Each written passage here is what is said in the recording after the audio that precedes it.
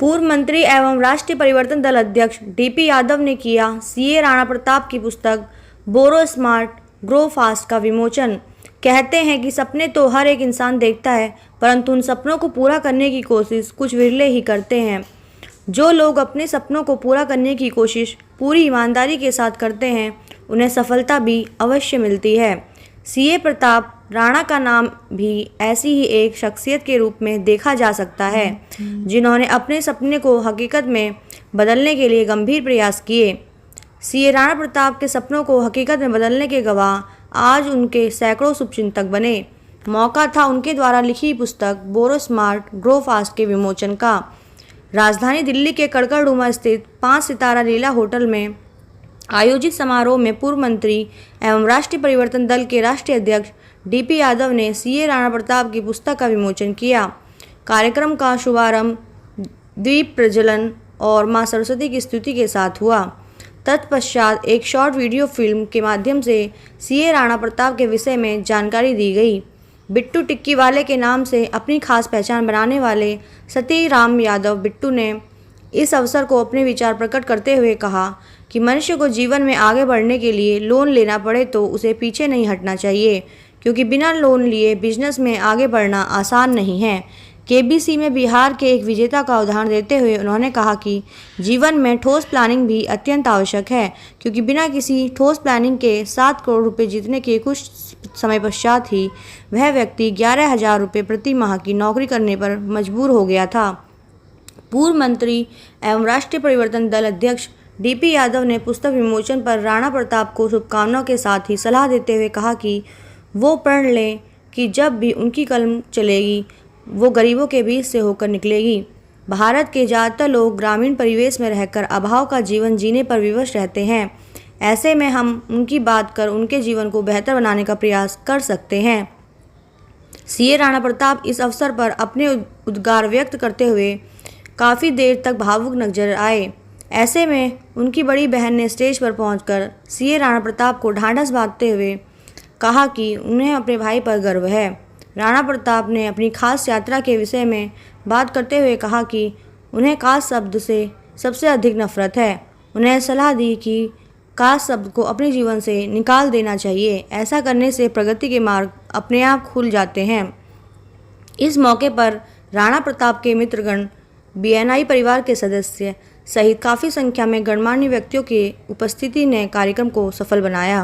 राणा प्रताप भी उन लोगों में से हैं जो ज़मीन से उठ करके जिन्होंने अपनी एक हैसियत और एजुकेशन एक सिस्टम को बनाया। तो मैं समझता हूँ ऐसे लोग उन तमाम गरीबों के लिए, उन बच्चों के लिए उदाहरण है, एग्जाम्पल है कि जो अपनी समस्याओं से लड़ते हुए ज़िंदगी का रास्ता तय करें और आगे बढ़ने का काम करें।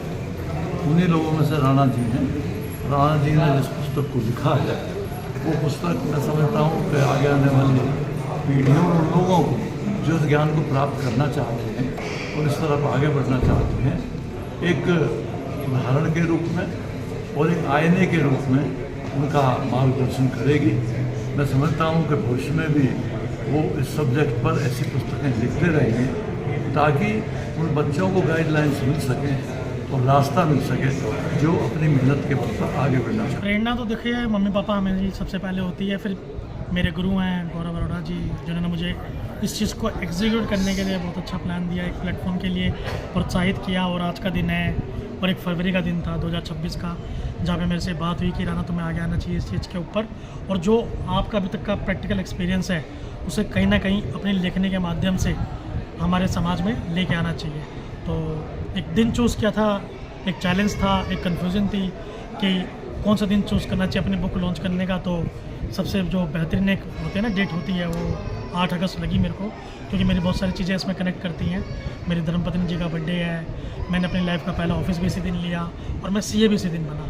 तो आज का जो दिन है मेरी बुक लॉन्च का, ये भी एक इतिहास में दर्ज हो चुका है, जो चौथा मेरे लिए बहुत एक इवेंट बोलते हैं बना।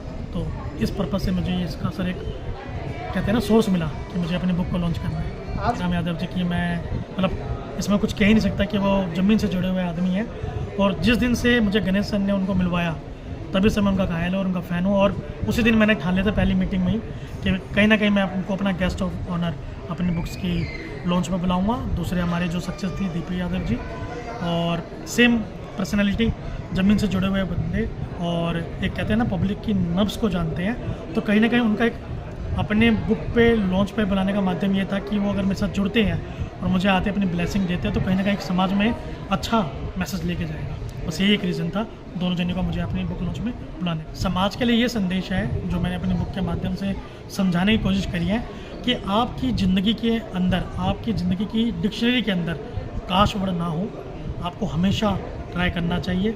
कभी भी आपके पास अगर कोई सोच है और उसके लगता है कि आपको कहीं ना कहीं वो फाइनेंशियली आपके लिए चैलेंज बन रही है, तो सर मैं रिकमेंड करूँगा, अगर आप किसी भी लेवल पे कहीं पे भी डूएबल हैं या हम कहते हैं कैपेबल हैं, तो आपको एक फाइनेंस के साथ में, जिसका एक नॉर्मल वर्ड जो हम कहते हैं लोन पॉसिबल है, तो ज़रूर उससे लेकर अपनी जो ड्रीम है, जो आपकी स्वप्न है, उसको साकार करने का बात जरूर रखिए, ताकि आपकी लाइफ में कहीं ना कहीं ऐसा कभी वर्ड ना आए काश मैंने चीज़ ट्राई की होती।